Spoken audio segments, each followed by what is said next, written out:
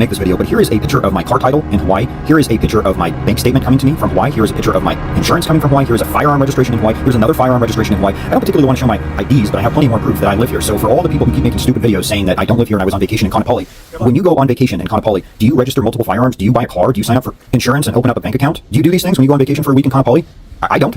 I do it when I move somewhere. So hopefully this fixes the issue with people making these videos. Now, I don't want to, there's a bunch of them, but I don't want to make these people famous. They drive traffic to my social media, not the other way around. So I'm not going to call any of these people out in specific. I have 12 followers, but these videos are stupid. People keep saying this over and over again. And as far as me being disrespectful, walking over ashes, all of my videos, like how stupid are people? All of my videos, you can see there's X's on all the other cars. You can see other media. You can see other residents. You can see, I mean, all of this has been searched for bodies. I'm not stepping anywhere but the road where hundreds of people have stepped before me. They speak about this like I'm the only one who's been here. And it's the narrative that the government wants these people to buy into, that anybody who's independent that's coming in here and actually showing you guys real footage of what happened here is a problem, and they're disrespectful and something bad needs to happen to them. Like, this keeps getting repeated again and again, and it has caused problems for me, but it hasn't stopped me, and it's not going to stop me. And anybody buying into this and repeating this idea that like this is some sacred site that nobody's ever been but me, when there's been hundreds of people through here before me, and there's no bodies here where I'm walking in the street where there's military trucks driving down all day. That's where I'm walking. So if that's your biggest concern and you're not concerned about what actually happened here, and you're not concerned about actually getting real footage of what's going on, then I don't even know what to say about that. That, as far as I can tell, and as far as the dozens and dozens of locals that I've interviewed, and probably the hundreds of people that I've run into at this point, I haven't found one of these people in real life, other than people banging on my door in the middle of the night, which who knows what agenda's there. But I haven't found any of these people who have a problem with trying to get real footage out to the people and real stories and real interviews out to the people. I haven't found anybody that has this problem. The people that seem to have this problem are either, are probably government chills or something, but some of them are like, firefighters that are 5,000 miles away that are telling me that because I'm not a firefighter, I can't take any pictures of a fire, things like that. You guys are not here, and all you know about what's going on here is what people like me show you. That's it. So to question this and to say that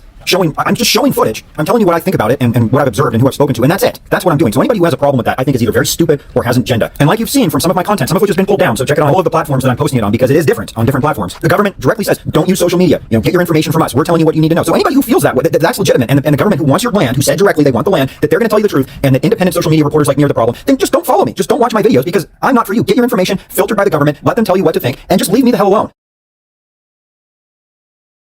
Behind the fire line, the day Lahaina burned. HN Investigates has confirmed paramedics started picking up patients with fire-related injuries a little after 3 that afternoon. At least 12 hours before the county notified key state leaders, people had died. Allison Blair has the exclusive.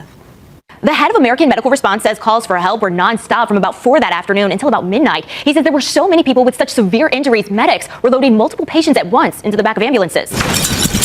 Get in, grab as many patients as possible, race to the hospital, then back to Lahaina again. For at least 9 hours, Maui's EMS crews repeatedly crossed fire lines to treat the wounded who were unable to escape on their own. Fire crews and police crews were bringing patients to triage points where ambulances could take patients to Maui Memorial. Maui's ambulance chief Speedy Bailey says in addition to the island's 9 ambulances, 2 more had been placed on standby that day ahead of wind warnings predicted in advance of Hurricane Dora passing south of the state. He says those rigs were mobilized about 3 o'clock that afternoon when 911 calls started pouring in. I don't think we've ever seen anything like this, to be frank.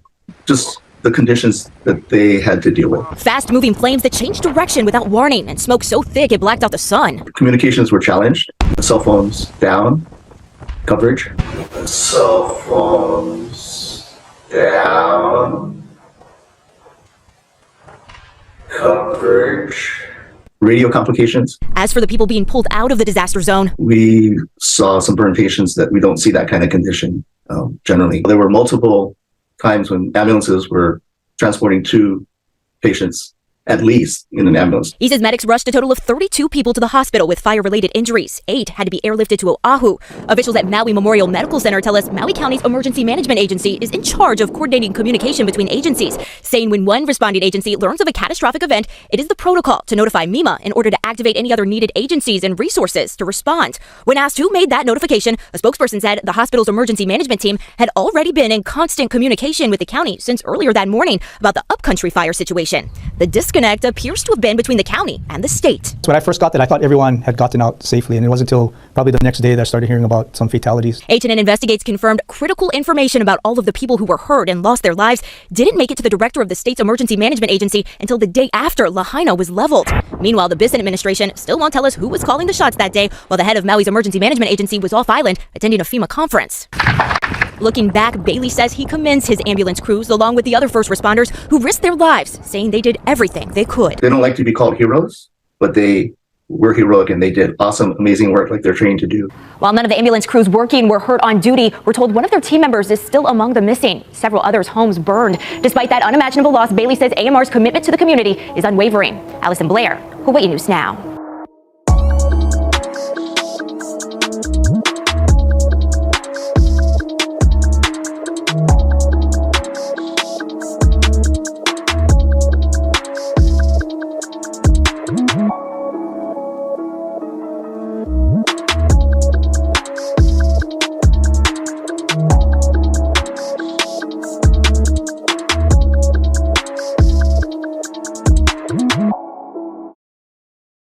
from the person who reported them missing. Oh, hey, good morning.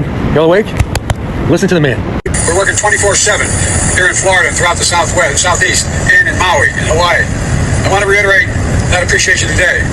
I also convened my entire cabinet as part of a whole of government response. And that response is to increase the number and intensity of the extreme weather events and be wary we're going to use all the resources available to the government to do it. If you think weather modification is yet another conspiracy, you may be in for a shock after hearing this. So instead of controlling the narrative, we can just control the weather. Theoretical physicist Dr. Michio Kaku joins me now. So doctor, has the U.S. government been experimenting with weather control? Believe it or not, the answer is yes. Well, as Mark Twain said, everyone complains about the weather, but no one ever does anything about it. Well, the government takes exception to that. Then there's also the mystery of the cargo helicopters being spotted in the middle of the air during the Maui fires. I found the video of the cargo helicopters in Maui during the time of the fire. Check this out. They can hold up to 55 passengers. Now, I want you guys to look at this. I'm going to show you the picture for comparison. But this was going on when they say no one was flying and no one was in the air. There were helicopters, and this looks exactly like a cargo helicopter, military. Take a good look. Let's do the comparison. Of course, there's different models that they make to carry certain things. But what do you think was really going on, guys? And where are all those people who are missing and all the children who are missing right now? Nick Sorter said, hey, senators and congressmen, you've had literally the past 5 weeks off work. How about getting back to work and sending real relief aid to Maui now? Ukraine can wait. After hearing another $1 billion was just sent across the world over to Ukraine, people are starting to do the math. Wall Street Apes tweeted, the amount of money the Joe Biden administration authorized for Ukraine yesterday could have given $140,119.76 to each of the Lahaina, Maui, Hawaii victims. But of course, it's going to Ukraine. Build back better. Mitch McConnell actually said that Joe Biden has been too slow in giving more aid to Ukraine. The president has, I think, been too slow to keep the commitments that he's made publicly, but at least he's supporting the effort. I think he could have done it more skillfully, but he is supporting the effort, and I intend to continue to support it, and I hope the majority of my colleagues will feel the same way. White House Press Secretary Karine Jean-Pierre said it was actually planned for Joe Biden to leave the Medal of Honor ceremony before it was over. And he left as planned, as it was planned. He left when there was a pause in the program in order to minimize his close contact with attendees who are about to participate in a reception. And as you all reported that, noticed that he left when there was a pause in the program because, again, he wanted to minimize certainly his impact on folks who were there.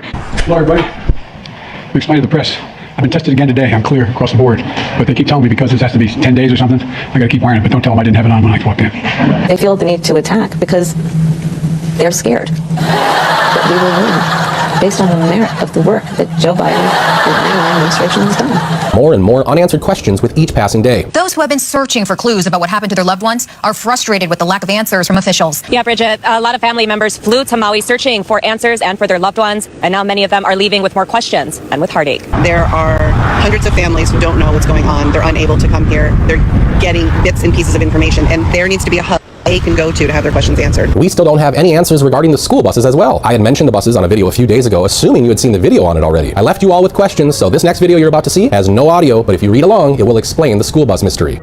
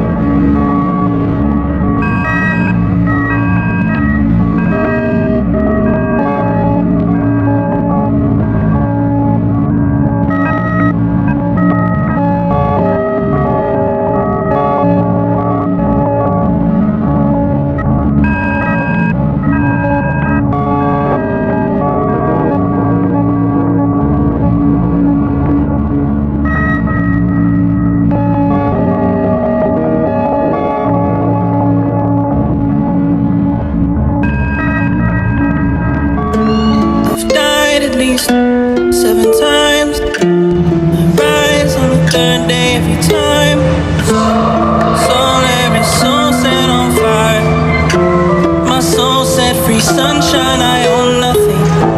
I own nothing. You own nothing.